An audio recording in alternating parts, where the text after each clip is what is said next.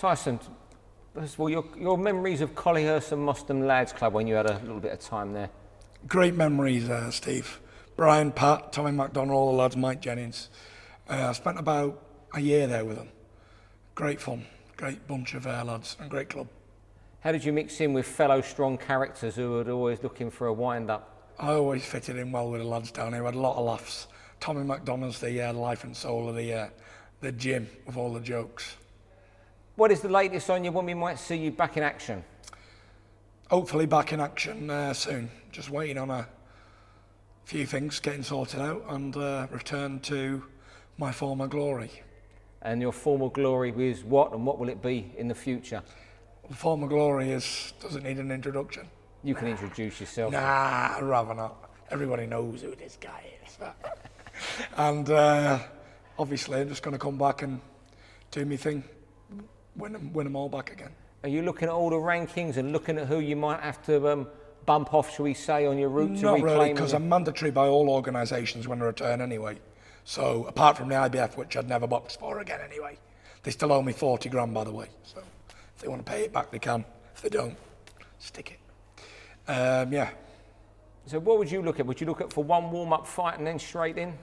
Don't know really. I'm not really interested in warm-ups. I'm 28, I'm not 38. So being out 2 years, it's a long time, but if I'm any good, I can come back and beat these bums of today. They're all no good anyway.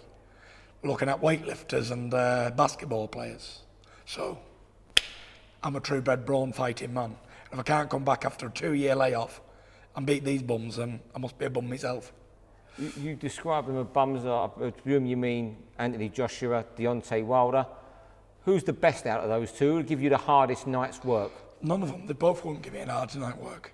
They both only got a puncher's chance against someone like me.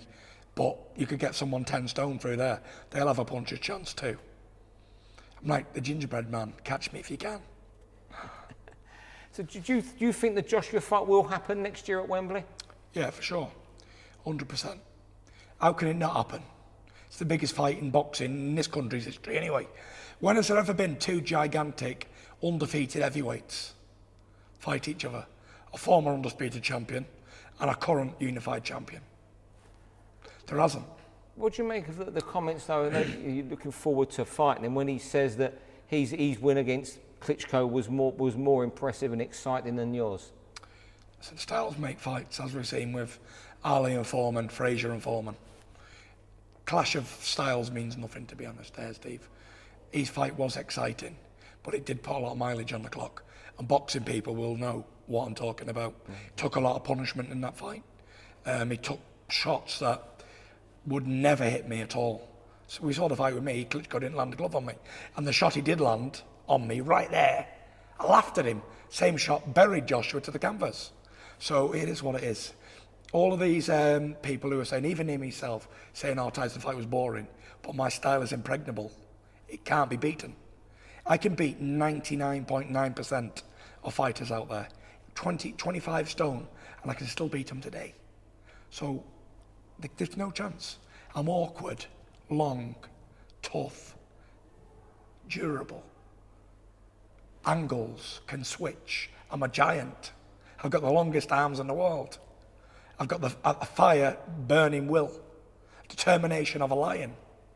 What more can they do? It's easy to beat me. Brendan Ingalls said it years ago. He said, how to beat Tyson Fury is very easy. And I'll say it straight to the camera because I want them to know. The only way to beat me is nail me to the canvas. And if you don't do that, you've lost. Simple. It's very simple, isn't it, Steve? Right. Boxing, one shot, out. It's not failing now, even if you put me down, I'm going to get back up and I'm going to hurt you even more. It's like this job, it's not rocket science, Tyson, is it? It's very simple, isn't it? But simple things, what look simple on the outside, when they're in there, become very difficult. And if there is one heavyweight out there who you think could put you on your backside and out for the count, who would that be, if there is one? You said there's 99.9%. Which heavyweight has got that 0.1% of doing that?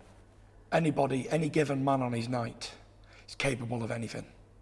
So there you go.